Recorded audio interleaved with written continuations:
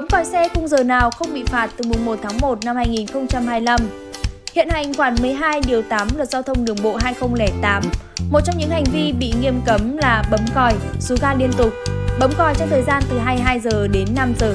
bấm còi hơi, sử dụng đèn chiếu xa trong đô thị và khu đông dân cư, trừ các xe được quyền ưu tiên đang đi làm nhiệm vụ.